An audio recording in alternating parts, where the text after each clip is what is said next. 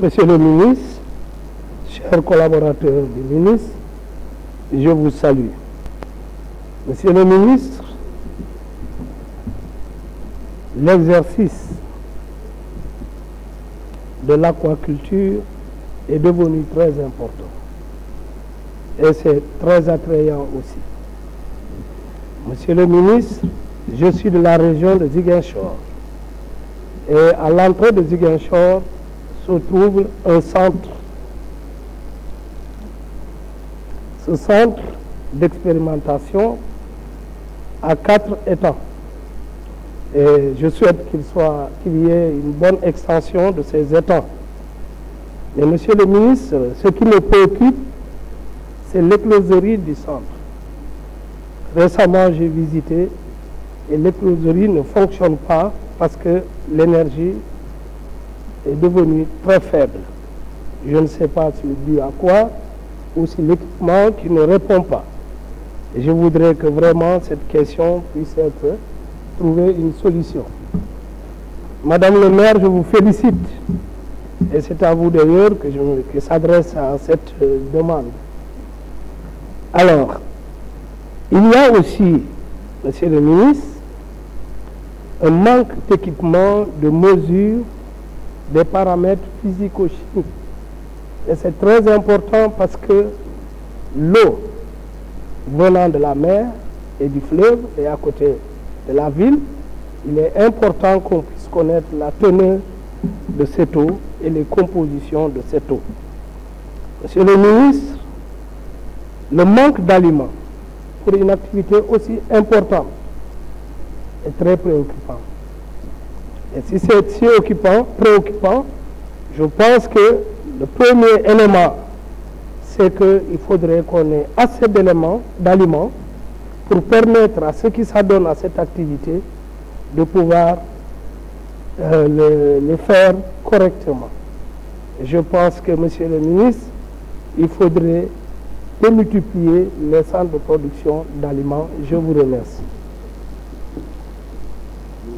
Merci. La parole est à notre collègue Bousso Dieng. Se prépare après elle notre collègue Ngom. Après sera notre collègue Olivier. Jërëjëf président.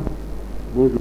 maa ngi nuyu ñëpp di commencer ci nuyoo bi monsieur le ministre de la pêche, ministre du travail, honorable député.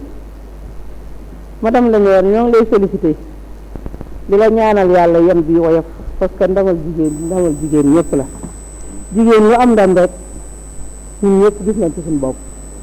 ñuy ñaan yan bi oyof ñu ngi ko doon xëccoo nga tàllal leen loxo ñu ànd ak yow liggéey. Man maa yaayu Paate Njaay. Monsieur le ministre, maa ngi nuyu ci sa ministère Ousmane Ndiaye sama grand, Dame Fall Diouf sama doom, Pape Biti Loxo Ndiaye sama doom, di la dénk bawal yi ne ci biir ministère bi yëpp dénk naa leen ko jàppal ma leen bu baax a baax. Monsieur le ministre, di la remercier rek di la ñaanal yàlla li nga man ren bu déwénee nga man lu ko ëpp parce que ndàngal ma gis na ci boppam ndax li tax waxam naa ko commission technique ndàngal ma amut géej amut ak dex te nag jën yi Ndakaaru di utiliser dañ cee bëgg kon bu fekkente ne mën ñu cee am ndax amul géej amul dex nga fexe ba boole noo docteur Seren ñii mu jàpp leen ci loolu dañ ciy gërëm di ci sant kon gis nañ ci suñu bopp nañ ciy gërëm di ci sant waaye di la fàttali camion frigo rek da ciy gën a baax ndax bu nu bayee jën yi mu ne gaañ lu bëgg koo tax ci Bawol bu nu amee camion day gën a baax noo ngi gërëm noo ngi sant loolu laa amoon lu wax lii nag ñun dañ koy wote ndax liñ ne jotu leen fekk na for ko jotu ndax ñun comme ñun yëf yi ñun la ñun lañ koy defal mooy wote ba mu neex jërëjëf. Merci honorable collègue Bousso Ngom. Après est à notre collègue Oulimata Guiro. Après elle, ce sera notre collègue Boresta. Merci monsieur le président.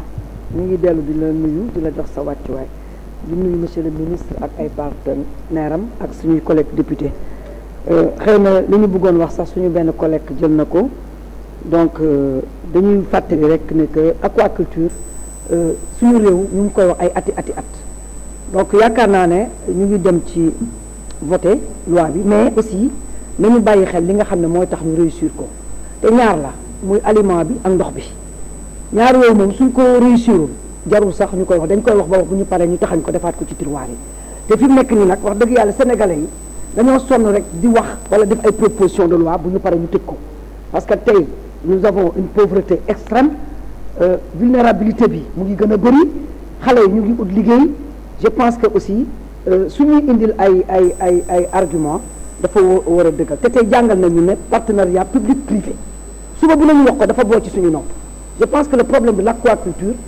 tey gis naa man nit boo xam ne depuis 5 ans mu ngi Sénégal wala ëpp na ko am yéene pour doxal ko am na sax financement mais peut-être pour état valider ko rek moo des mu dem kooku dafa maîtriser aliment bi bon gis naa ngeen ne dañu créer centre de recherche ñu ngi am ISRA institut de recherche la yaakaar naa ne ñooñu aussi war nañu leen mën a dooleel ba nga xam ne xam-xam bi bu ñu ko génnee ñu vulgariser ko donc amuñu problème mu xam-xam am na fi léegi nag li ñuy ragal kay mooy est-ce que dañuy bàyyi ñeneen jógee yeneen bitim réew ñëw ñu ne ñoom kat ñoo ci gën a ay nañu ko jox or que fii ci Sénégal am na ñoo xam ne tey pare nañ pour def loolu man mii di wax ak yow samay jigéen ba ma leen ci teggalee xaalis xaw ma ban at la pour ñu mën a bokk ci aquaculture boobu mais malheureusement ba léegi waa ji kenn mënu ko valider donc partenariat public privé bi aussi war ngeen oo ñun dugal ci seen i cabinet laaj leen ay xalaat su ko defee ngeen mën a liggéey ak ñoom su ko defee ñu mën a atteindre suñu objectif asalaamaaleykum beneen bi mooy soxna Bousso lu mu wax jigéenu Sénégal ay liggéeykat lañu gis nga fi chinois bi di jëndee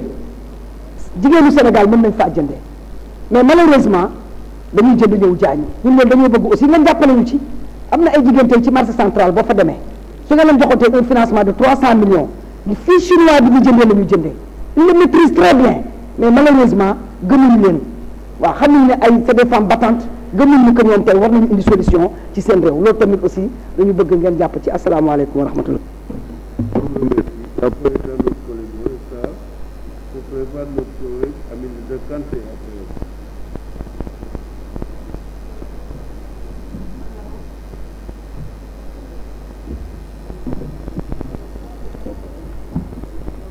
Merci beaucoup, Monsieur le Président. Le Président du règlement intérieur, ñu ngi lay féliciter une nomination. Je vous félicite de cette décoration de son Excellence le Président Macky Sall, l'aîné du mentor Abdoulaye Wade. En retour, Monsieur le Président, il faut prier pour ton grand frère Abdoulaye Wade, longue vie et santé de fer et à nous tous. Donc, avant de commencer, je vais présenter mes condoléances à la famille des disparus du naufrage du bateau dans les côtes de la Gambie. Que la terre leur soit légère. À vous, Monsieur le ministre, yow dama lay taasu nag jigéen ñee ñëw leen kii kan borom jëm yi ñëw naa. Vous voulez que je répète?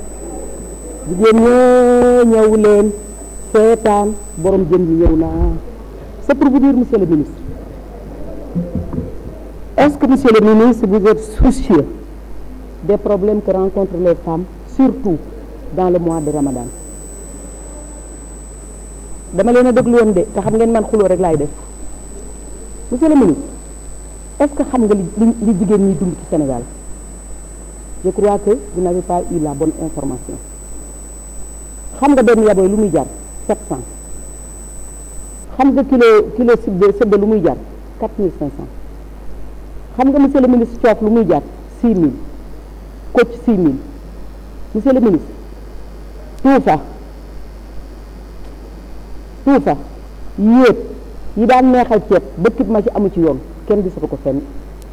Donc, Monsieur le ministre, yow na xam naa la, nous avons vécu ensemble dans l'association des maires du Sénégal.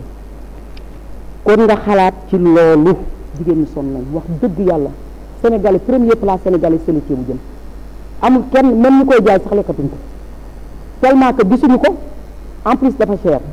benn yaboy ñeent yaboy mërëg yi bij yu toll ne man moo daan jar 1000 francs léegi nag benn mërëg te gisoo ko sax bi gën a wow bi gën a glacé mooy jar 400 même boo amee xaalis gisoo loo ko jënde loolu nag dama la koy yëgal ndax sama càmmiñ nga monsieur le ministre damaa wax ni quelle mesure yan matuwaay ngay jël parce que nag bu ñu waxante dëgg suñu doom yi jeex nañ ci géej gi parce que pêcheurs yi bu ñu pêchewul duñ lekk jën te yàpp kenn mënu cee dëkk Serigne Touba ne woon nañ gën a yombal nourriture mooy jën boo amul bu tooy am bu wow muy keccax mais vraiment li ñuy suux ci géej gi vraiment bëri na ñu di la laaj yan mesure nga ciy jël pour la sécurité de nos pêcheurs et la surveillance de nos côtes pour éviter des pertes de vies humaines. Monsieur le ministre, les observateurs de la pêche nee nañ ñu ngi gërëm sax ndax li ñu doon revendiquer am na lu dugg waaye am na lu def te nag ay jaboot lañu koor gi metti na peut-être ci loolu rek la ñu yaakaar ñuy dina fàttali seen bopp nga boole leen ci lépp looy def. Monsieur le Président maa ngi lay nuyu yàpp naa la lool on est en fin de mandat yal na nu fi yàlla bàyyi parce que nag benn sikk rek nga am muy le règlement intérieur beneen bi ko ñaareel damay wokku leen génne waaye nag wax dëgg yàlla nit ku baax na nit ku dal nga ma bëgg nga ñaanal sama góor gi nag bu baax président Abdoulaye Wade mu gudd fan lool te wér yàgg ci lool te Karim dikk nag liggéey ak gaañu yéen kenn du leen fi jële ay technicien ngeen waaye ñii ku ma ci neexalu doo fi toog asalaam. Merci beaucoup, merci honorable.